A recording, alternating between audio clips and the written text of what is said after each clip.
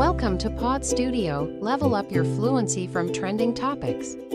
Today we are going to talk about ChatGPT versus Claude versus Gemini, a model guide.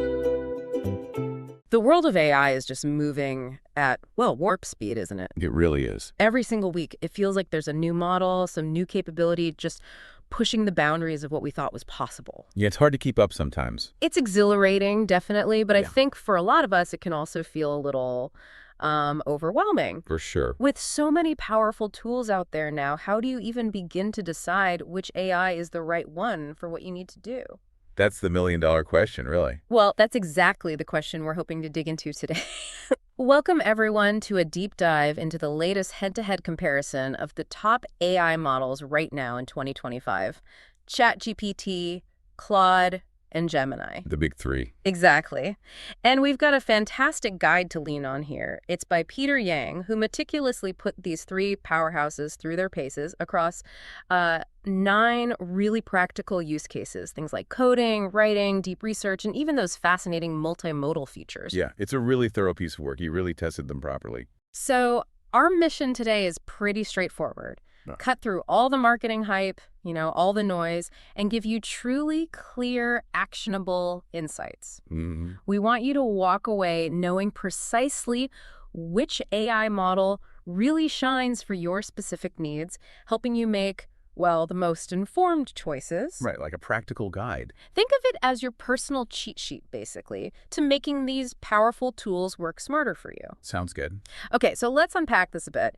It's so tempting, I think, to just ask, which AI is simply the best overall? Right. Everyone wants that simple answer, yeah. But what this deep dive shows almost immediately is that the answer is, well, way more nuanced than that, isn't it? Oh, absolutely. It feels less like a competition for one single crown and more like each of these contenders is carving out a very specific niche for itself. That's a great way to put it. What's truly fascinating here is how deliberate that niche carving seems to be. There's no single winner, like you said, because each model, probably driven by its parent company's, strategic focus, has developed these unique strengths.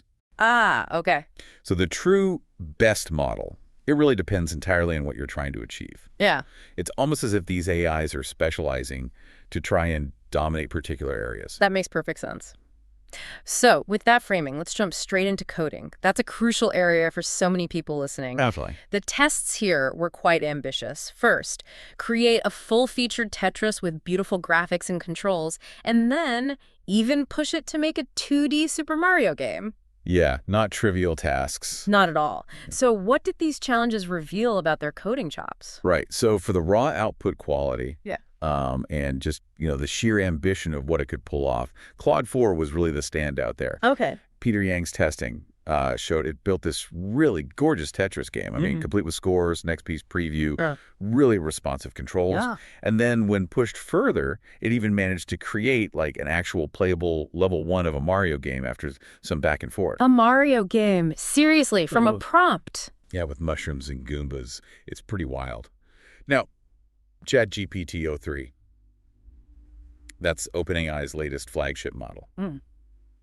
It created a basic, functional Tetris clone. Functional but basic. Got it. Exactly.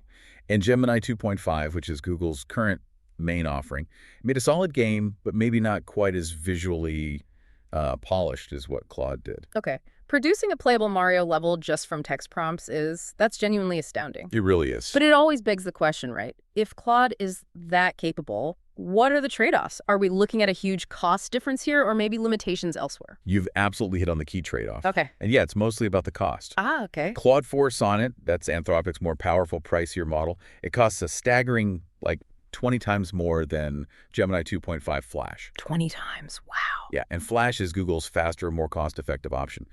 So while Claude delivers those top-tier results, maybe hinting at Anthrop really focusing on high-quality, complex code generation for enterprise, perhaps? It makes sense. Gemini 2.5 Pro and Flash are still highly capable, but for their price point, they become incredibly cost-effective, especially if you're building AI products or just trying to manage your budget. So a real value proposition from Google there. Exactly. And it's worth noting, too, Google is actively shipping other coding tools. They've got things like Jules, which is an asynchronous coding agent, and Gemini Diffusion for what they're calling vibe code. Vibe code, what's that? It's essentially instant kind of conceptual code snippets helps you quickly get a feel for a project, like a starting point. Interesting. Okay. So yeah, the takeaway. For the absolute best coding results, you'd probably reach for Claude 4. But if budget is a primary concern, Gemini 2.5 offers the best bang for your buck. Okay, that's a clear distinction. So we've seen Claude really excelling in the intricate world of coding. But let's shift gears now from complex logic to, well, nuanced language. How do these models fare when many of us turn to AI just to refine our writing? Yeah, very common use case. The guide tested how well each model could edit a newsletter post, specifically given samples of the author's preferred writing style. This feels very personal, trying to capture your unique voice. And this is truly where Claude demonstrates remarkable proficiency again. Yeah. Particularly for those professional writing tasks, newsletters, blog posts, maybe strategy documents. Okay. It consistently captured and emulated the author's specific conversational style and format, which suggests, maybe, that Anthropic is optimizing for coherence and really nuanced output. How so? Well, maybe leveraging its generally larger context window and that emphasis on detailed, thoughtful responses to maintain voice consistency over longer text. Right. Context window is key for style. Definitely. In contrast, ChatGPT, Yeah. while obviously capable, often cut too much copy in the test and ended up losing important details from the original draft. That's not good. No. And Gemini 2.5's edit, on the other hand, tended to be, well, a bit overly verbose and felt rather sterile, kind of lacking that personal touch. So for maintaining a consistent brand voice, or even just your own distinctive personal style across your emails or posts, Claude really stands out then. It seems so. Is there something specific in its architecture, do you think? Perhaps that deeper understanding of long-form context you mentioned that makes it just better at stylistic nuance compared to the others? That's likely a big part of it, yeah. Yeah. It seems better at internalizing and then applying those stylistic examples across a whole document. So the takeaway for the listener here, if you need an AI that can genuinely capture and emulate your specific writing style, especially when you feed it examples of your best work, Claude is still the daily workhorse that, for many, justifies its higher cost. Right. It's about keeping that authentic connection with your audience. Exactly, which is paramount for professional communications. Okay, so beyond those bigger projects like coding and long-form writing, what about just those everyday questions and interactions?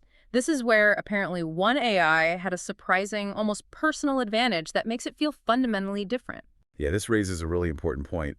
What about the AI that truly gets you?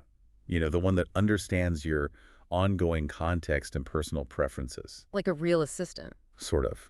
ChatGPT has this really compelling feature called memory, and it creates these genuinely magical moments sometimes. How does that work in practice? Well, for example, the guide mentioned it. Remember, the author was planning a trip soon, and then it proactively suggested asking about the best places to visit in France. Oh, wow, that's context. Exactly. It's also apparently excellent for self-reflection. Peter Yang used a prompt like, tell me something unique you notice about me, but I haven't realized about myself yet. Doesn't have to be positive, just be truthful. That's brave, but interesting. Very interesting results, apparently. It really is quite striking, though, that here we are in 2025 with all these advancements, and Claude and Gemini still haven't implemented a persistent memory feature like ChatGPT's. Why do you think that is? Is it a strategic choice, or are there technical challenges holding them back? It's a great question, and honestly, it's probably a mix of things. Architectural complexity, maybe security concerns, and definitely strategic priorities. Okay. Building a robust, secure, and genuinely useful memory feature that integrates seamlessly across potentially millions of users' conversations is really not a small feat. True.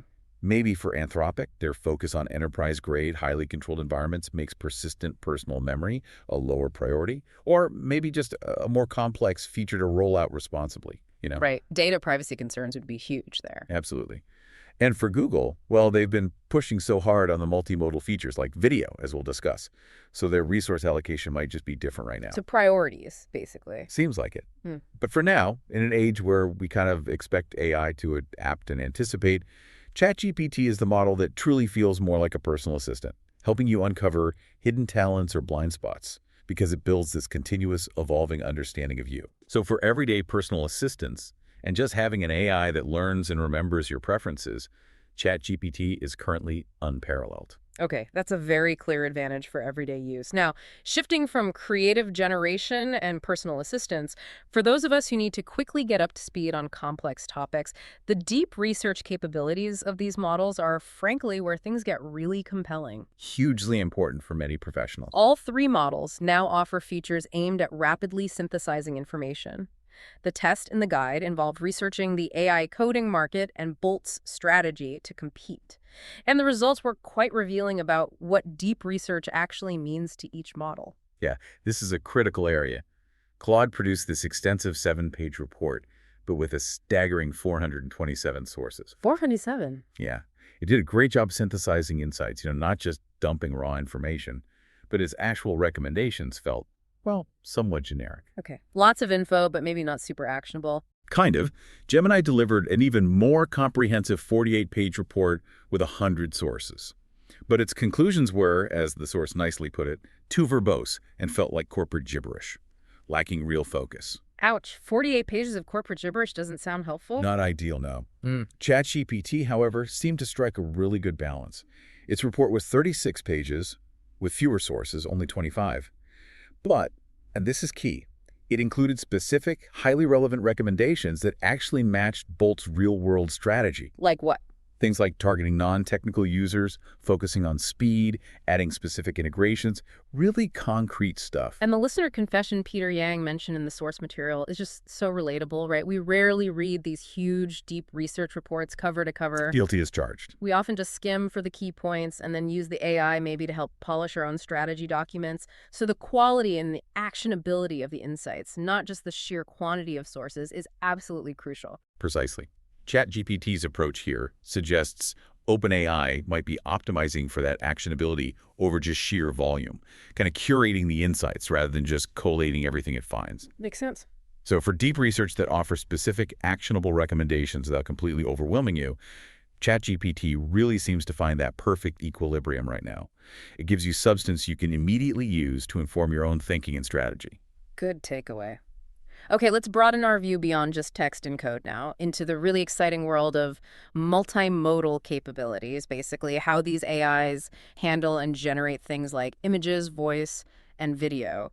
This area is just exploding with innovation. Who's leading the pack there? Yeah, it's moving fast. For image generation, ChatGPT still largely holds the top spot. Still, okay. It consistently follows instructions best. It produces excellent text rendering within images, which is notoriously difficult for AI, actually. Oh, yeah. Getting text right on images is tough. Exactly. And people are using it for everything from marketing assets to infographics, even comics.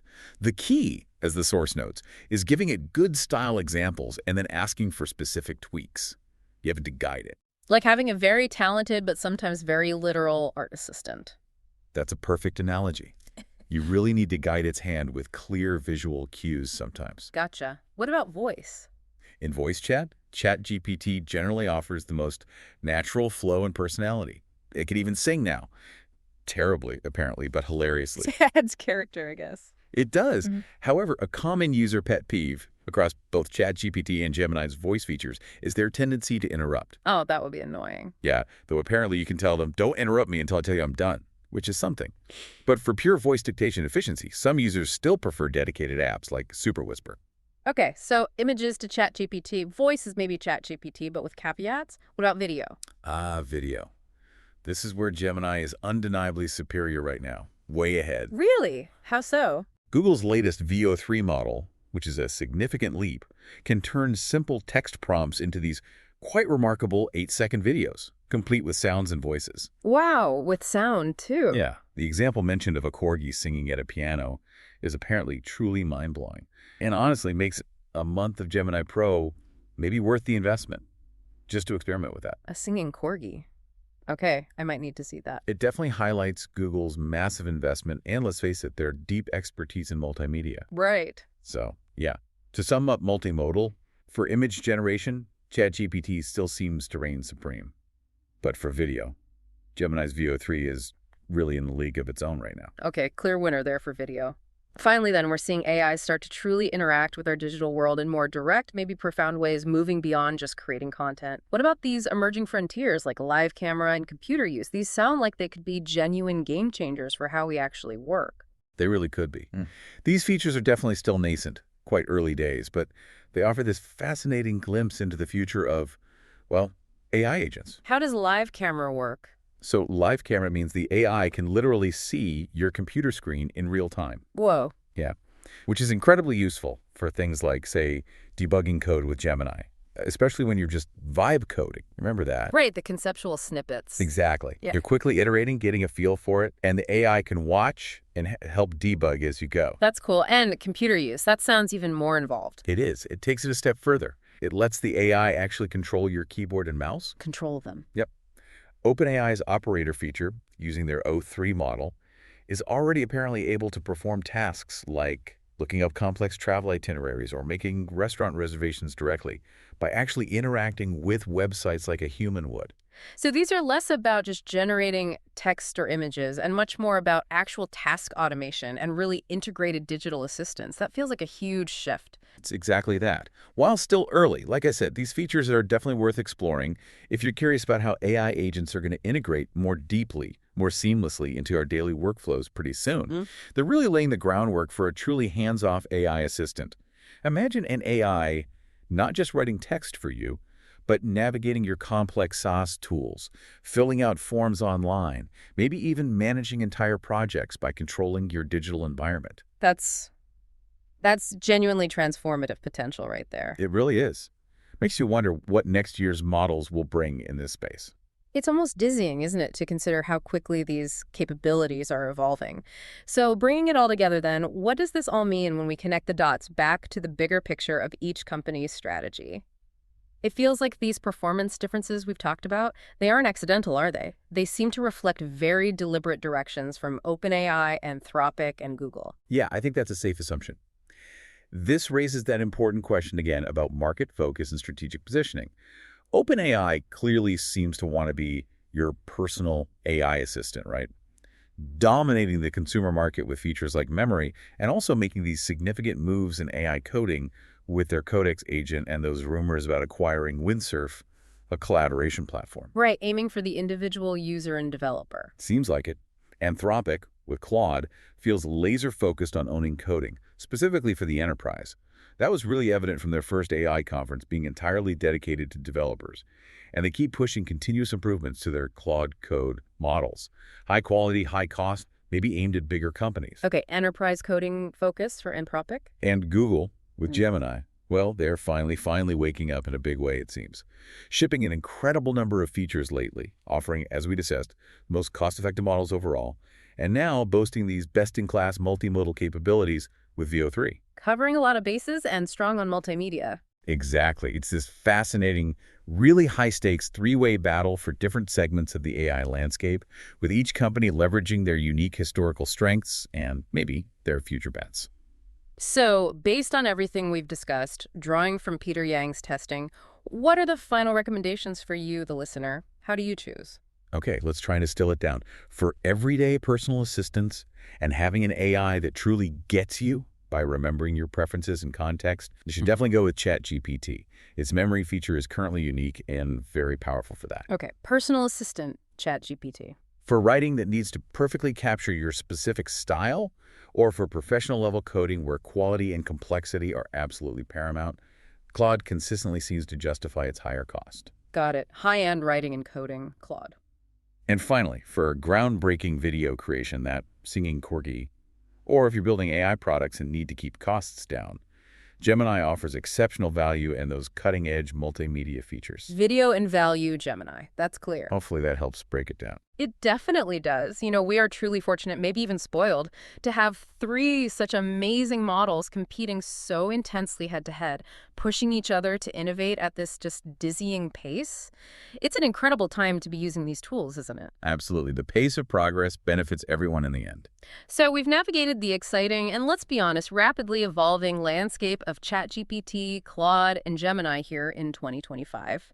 Just remember, the best AI isn't really a single answer answer anymore. Yep. It's much more about finding the one that perfectly fits your specific task at hand, whether that's crafting beautiful, complex code or perfecting your unique writing voice or having an AI that genuinely remembers your personal preferences or even generating stunning videos from just simple text. It's about using the right tool for the right job. Exactly. So here's a final provocative thought for you to maybe chew on until our next deep dive. As these AI models continue to specialize and evolve at this incredible pace, how might your own workflow change if you started consciously combining the strengths of these different AIs for a single, maybe complex project? Interesting idea. Imagine using Claude, say, for the foundational high-quality code, then leaning on ChatGPT to help refine the documentation and maybe generate some compelling marketing images for it, and then finally leveraging Gemini to create a stunning video summary of the entire project. Like an AI toolkit. Precisely. What new efficiencies, what new creative possibilities could that kind of multi-AI approach unlock for you? Something to think about.